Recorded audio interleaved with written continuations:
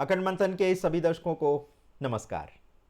मैं हूं शेखर त्रिपाठी और आप देख रहे हैं हमारा YouTube चैनल अखंड मंथन। लोकसभा चुनाव का ग्रैंड फिनाले संपन्न हो गया और सारी की सारी ज्योतिषी भविष्यवाणियां धरी की धरी रह गईं, निराधार साबित हुई और एग्जिट पोल तो और भी निराधार साबित हुए। जनता ने ना ही बीजेपी गठबंधन को बहुमत दिया और ना ही इंडी गठबंधन को। तो कुल मिलाकर पेंच फंस गया है। लेकिन इस बीच भविष्य मालिका की वह भविष्यवाणी सत्य होती दिखाई दे रही है, जिसमें आने वाले समय में भारत समेत संसार भर में भारी हिंसा, दंगे, युद्ध, प्रलय जैसी आशंका व्यक्त की गई है। भविष्य मालिका की भविष्यवाणी का क्या संबंध है इस लोकसभा चुनाव में आए परिणाम से और बीजेपी गठबंधन की इस हार के पीछे कारण क्या है, आज हम इसी पर करेंगे गंभीरता से मंथन और आपको वो तथ्य भी बताएंगे जो ये बताते हैं कि बीजेपी और इंडी गठबंधन की ये पराजय उस अवतार पुरुष के आने का संकेत कर रही है जिसका प्रतीक्षा सारा संसार कर रहा है। भारत के सत्ताधारी दल को पूर्ण बहुमत ना मिलना अब यह भी संकेत दे रहा है कि वैश्विक स्तर पर भारत अब अत्यंत कमजोर दिखेगा और इसी का लाभ उठाकर विदेशी दुश्मन हमें कमजोर करना चाहेंगे। तो जैसा कि 4 जून के बाद क्या क्या होने वाला है इसका विश्लेषण तो हम करेंगे ही, साथ ही साथ आपको ज्योतिष जगत का वह पक्ष भी बताएंगे जिसके आधार पर उन्होंने बीजेपी के लिए इतनी सकारात्मक भविष्यवाणियां की थी। आप सभी दर्शकों को हमारे कार्यक्रम देख करके निराशा हुई है, इसके लिए हम आप सभी दर्शकों से क्षमा चाहते हैं, लेकिन आपसे अनुरोध करेंगे कि इसके लिए आप ज्योतिष विद्या और ज्योतिष विद्या के जानकारों को कटघरे में मत खड़ा करें, क्योंकि ऐसी बड़ी भविष्यवाणियां करने के लिए कई बड़े आधार की आवश्यकता होती है और ऐसे में किसी भी ज्योतिष के पास जो निर्धारित डेटा होना चाहिए वो उपलब्ध नहीं होता। इंटरनेट पर मिले डेटा के आधार पर ये भविष्यवाणियां की जाती हैं जो कभी सही तो कभी गलत सिद्ध होती हैं। तो चलिए आरंभ करते हैं आज के कालचक्र का। तो वर्तमान समय में आज 4 जून को जो बहुमत बीजेपी को प्राप्त हुआ है वह स्पष्ट रूप से बीजेपी के विरुद्ध है और इस बात को मोदी सरकार को स्वीकार करना चाहिए। ओडिशा और आंध्र प्रदेश में बीजेपी का अच्छा प्रदर्शन एक राज्य का विषय है, लेकिन केंद्र सरकार का नहीं। तो अब बात करते हैं उस भविष्य मालिका की भविष्यवाणी की जिसमें कहा गया है कि मीन राशि में जब शनि का प्रवेश होगा तो उस समय देश में राष्ट्रपति शासन लगेगा। यहां भी कहा गया है कि देश में जो है वो मिलिट्री शासन भी लग सकता है, यानी जो देश की सत्ता है वो मिलिट्री के हाथों में जा सकती है। तो अब भविष्य मालिका की यह भविष्यवाणी सत्य होती दिख रही है। इसके पीछे कारण भी है। इंडी गठबंधन में सबसे अधिक सीटें लेकर कांग्रेस पहले नंबर की पार्टी बनी है। अखिलेश यादव और ममता बनर्जी भी लगभग बराबर सीटें लेकर दूसरे नंबर पर हैं। ममता, राहुल, अखिलेश के मन में प्रधानमंत्री बनने का सपना न जाने कब से पल रहा है। पहले इंडी गठबंधन की स्थापना और बाद में इंडी से अलग होने वाले नीतीश कुमार के मन में भी पीएम बनने का सपना है। तो वो पीएम बनने के लिए बीजेपी से अलग होने में तनिक भी देरी नहीं लगाएंगे। तेलुगु देशम के चंद्रबाबू नायडू पहले से ही विपक्षी इंडी गठबंधन के संपर्क में हैं और वो भी केंद्र में नई भूमिका तलाश रहे हैं। एनसीपी के शरद पवार भी केंद्र में अपनी नई भूमिका खोज रहे हैं। तो इंडी गठबंधन में पीएम पद के एक नहीं अनेक दावेदार हैं। राहुल गांधी की मां सोनिया गांधी अपने बेटे को पीएम बनते देखना चाहती हैं और ये पार्टी एक बार फिर देश पर फिर से राज करना चाहती है और वो भी हर कीमत पर वो चाहेंगे कि उनकी पार्टी से ही पीएम का उम्मीदवार तय किया जाए। अब बात करते हैं बीजेपी की। तो मोदी गुट के विरोध में भी कई नेता अभी दबे स्वर में पीएम बनने का सपना पाले हुए हैं। संघ की ओर से तो सड़क एवं परिवहन मंत्री नितिन गडकरी का नाम पहले से ही तय कर दिया गया है कि मोदी की अनुपस्थिति में नितिन को ही पीएम के लिए प्रोजेक्ट किया जाना चाहिए। अब बात करते हैं दोनों गठबंधनों को मिलने वाली सीटों की। तो यदि एक गठबंधन की तुलना की जाए तो दोनों गठबंधन के पास अपनी जो सीटें हैं वो 240 के आसपास हैं। अब बाकी बचे 17 निर्दलीय जो इस बार पहली बार लोकसभा में प्रवेश करेंगे, तो इन सांसदों को दोनों गठबंधन अपनी अपनी ओर खींचना चाहेंगे और असली खेल भी तभी होगा जब इन सांसदों के द्वारा मोल भाव किया जाएगा।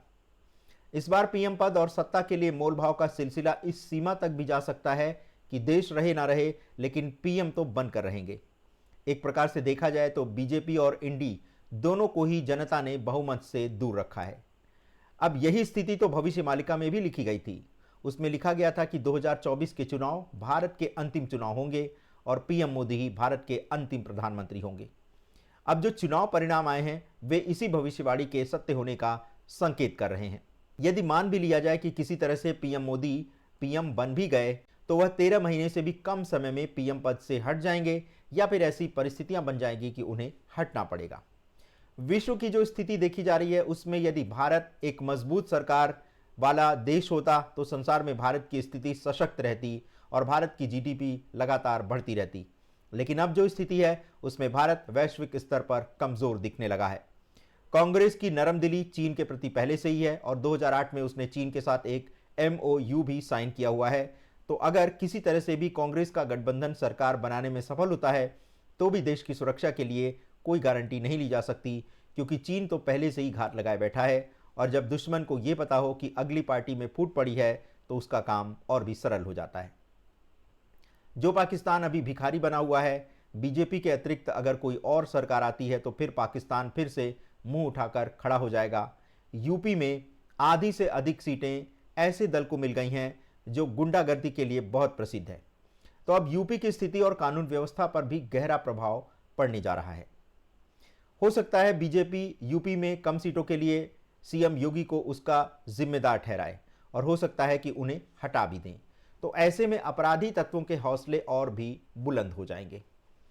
कुल मिलाकर देखा जाए तो 4 जून का जो ये जनमत मिला है ये पूरी तरह से भविष्य मालिका में लिखी गई बातों के सत्य होने का संकेत कर रहा है, क्योंकि यदि पूर्ण बहुमत की सरकार बनती तो देश में गड़बड़ी फैलने की संभावना बहुत कम रहती। लेकिन जब अल्पमत और गठबंधन की सरकार रहेगी तो फिर आतंकी और गुंडागर्दी की घटनाएं अधिक बढ़ने लगेंगी। एक और बात की भविष्यवाणी पंचसखाओं ने की है कि ओडिशा में बीजू जनता दल की सरकार इस बार अंतिम बार शासन करेगी और उसके बाद ओडिशा में प्रलय आ जाएगा। भविष्य मालिका के पद्मकल्प ग्रंथ में तो यहां तक लिखा गया है कि ओडिशा में जगह जगह कमल खिल जाएंगे। तो देखिए 24 साल की सरकार को वहां की जनता ने उखाड़ फेंका और बीजेपी को भारी बहुमत से विजय दिला दी। यानी अब हर ओर वहां कमल ही कमल खिल गया है। यहां तक कि बीजेडी के किसी बड़े नेता की मृत्यु की भविष्यवाणी भी 600 वर्ष पूर्व ही कर दी गई है। तो बीजेडी के नवीन पटनायक की बिगड़ रही तबीयत भी इसी बात का संकेत कर रही है। वैसे भी भारतीय लोकतंत्र में जब नेता अधिक बुजुर्ग हो जाता है तभी वह शीर्ष पद पर पहुंचता है। तो इस लिहाज से जो भी बुजुर्ग नेता हैं उनका जीवन तो वैसे भी बहुत संकटों से घिरा हुआ है। यदि कोई और परिस्थिति होती तो कोई भी देश का शासन चलाता तो उतना अंतर नहीं पड़ता, लेकिन जब विश्व में कई देशों में आपसी संघर्ष छिड़ा हो तो आप समझें कि ऐसे में भारत में एक कमजोर प्रधानमंत्री का बनना भारत के लिए किसी बड़ी दुर्घटना से कम नहीं होगा। तो यदि आप भविष्य मालिका ग्रंथ में विश्वास रखते हैं तो वर्तमान जनादेश श्री जगन्नाथ प्रभु की इच्छा से ही मिला है और इसी जनादेश के कारण भारत चौतरफा मुश्किलों और महासंकटों में अब घिरने जा रहा है। अब चीन के साथ पाकिस्तान और 13 इस्लामिक देश भारत पर हमलावर हो सकते हैं। चूंकि हमने भविष्य मालिका की भविष्यवाणियों को मात्र पढ़ा ही नहीं है बल्कि उस पर गहन मंथन भी किया है और जब एग्जिट पोल में ऐसे बेहतर परिणाम दिख रहे थे तो हमें लग रहा था कि अगर परिणाम इतने बेहतर आएंगे तो भविष्य मालिका की भविष्यवाणी तो गलत सिद्ध हो जाएगी। लेकिन कहते हैं कि श्री जगन्नाथ प्रभु की वाणी से निकले वचन कभी असत्य नहीं हो सकते और ये बात पंचसखा प्रमुख श्री अच्युतानंद महाराज ने बड़े ही दावे के साथ कही है कि सूर्य पश्चिम से निकल सकता है, पर्वत पर कमल खिल सकता है, सूर्य और चंद्र अस्त हो सकते हैं, लेकिन उनकी लिखी बात पत्थर की लकीर है, वह कभी भी असत्य नहीं हो सकती। तो जैसा कि हम भविष्य मालिका समेत संसार भर के संतों महात्माओं की भविष्यवाणियां आपको दिखाते ही रहे हैं और इन सभी में 2025 से 2035 तक संसार भर में भीषण संघर्ष की बात लिखी गई है और जिस प्रकार के परिणाम 2024 में आज 4 जून को आए हैं उसे देखकर ऐसा लग रहा है कि भविष्य मालिका में लिखा एक एक अक्षर अब सत्य होने वाला है, एक एक अक्षर अब बोलने वाला है।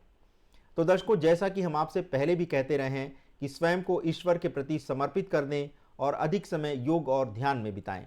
देश ही क्या, संसार को तो वैसे भी समाप्त होना है और एक नई मानव सभ्यता का उदय होने वाला है। तो जब पुराना जाएगा तभी तो नया आएगा। अब पुराना जाने को तैयार है और नया आने को व्याकुल है, तो फिर देरी किस बात की, आने दें जो आने वाला है और जो होगा वो देखा जाएगा। तो दर्शकों, आज के इस विशेष एपिसोड में बस इतना ही। मिलते हैं कालचक्र के अगले एपिसोड में और तब हम करेंगे आने वाले समय का और भी विस्तार से विवेचन। यदि आपको हमारे चैनल का कंटेंट अच्छा लगता है तो हम आपसे अनुरोध करेंगे कि आप इसे लाइक, शेयर और सब्सक्राइब करना मत भूलिएगा। धन्यवाद। नमस्कार।